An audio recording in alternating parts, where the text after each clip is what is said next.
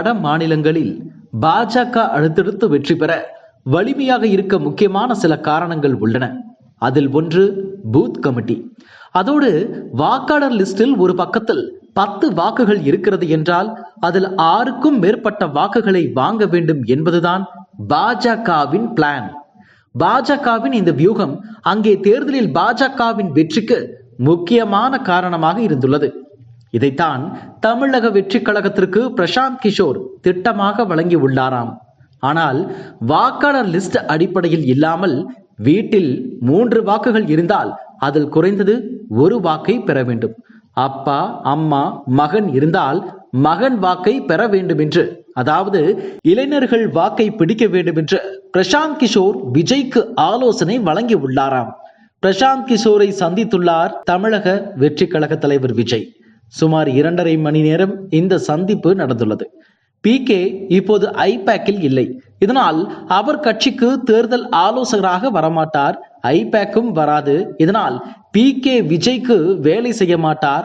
மாறாக கட்சியின் அடிப்படை கட்டமைப்பை உருவாக்குவதற்கு உதவலாம். மக்கள் நீதி மையம் உருவாக்கப்பட்ட போது அதற்கு PK பணிகளை செய்துள்ளார். அதே போல தமிழக வெற்றி கழகத்தின் அடிப்படையை உருவாக்க இவரை அழைக்கலாம். விஜய் மாநிலம் முழுக்க யாத்திரை செல்லும் வாய்ப்புள்ளது. இதனால் அதற்கான திட்டங்களை வகுக்கலாம். அல்லது தனிப்பட்ட வகையில் விஜய்க்கு அரசியல் ட்ரைனிங் தரலாம். குஜராத் முதலமைச்சராக இருந்த பிரதமர் பதவிக்கு காய் நகர்த்திய போது PK மோடிக்கும் இதே பயிற்சியை அளித்தது குறிப்பிடத்தக்கது. முக்கியமாக செய்தியாளர் சந்திப்பில் எப்படி பேச வேண்டும் என்று மோடிக்கு பிரசாந்த் கிஷோர் தான் ஆலோசனை வழங்கினார். ஆதவ் அர்ஜுனா விஜயுடன் கரம் கோர்த்துள்ளார். ஏற்கனவே கட்சியின் ஆலோசகராக ஜான் ஆரோக்கியசாமி இருக்கிறார். இப்படிப்பட்ட நிலையில் விஜய் பிரசாந்த் கிஷோருடன் திடீரென சந்திப்பு நடந்திருப்பது விவாதங்களை எழுப்பியுள்ளது. இதற்கு காரணம் பிரசாந்த் கிஷோர் விஜயின் ஸ்பெஷல் ஆலோசகராக மாற உள்ளதாக கூறப்படுகிறது. அதாவது தேர்தல் வரை ஸ்பெஷல் ஆலோசகர் என்ற பெயரில் விஜய்க்கு தனிப்பட்ட வகையில் ஆலோசனைகளை வழங்குவார். இதெல்லாம் ஒரு பக்கம் இருக்க, விஜயை சந்தித்த பிரசாந்த் கிஷோர் தமிழ்நாட்டில் திமுக அதிமுகவின் வாக்கு வங்கி சேர்த்து மொத்தமாக 60 முதல் 70% உள்ளது.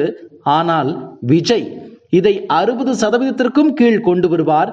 விஜயின் கட்சிக்கு மட்டுமே அதிமுக திமுகவின் கூட்டு வாக்கு வங்கியை உடைக்கும் சக்தி உள்ளது என்று கூறியுள்ளார். அடுத்தடுத்து தாவேகாவில் என்ன நடக்கப் போகிறது என்பதை பொறுத்திருந்து பார்க்கலாம். இதுபோன்ற செய்திகளை மேலும் தெரிந்து கொள்ள எங்களது யூடியூப், Facebook மற்றும் Twitter ஆப்களை சப்ஸ்கிரைப் செய்யவும்.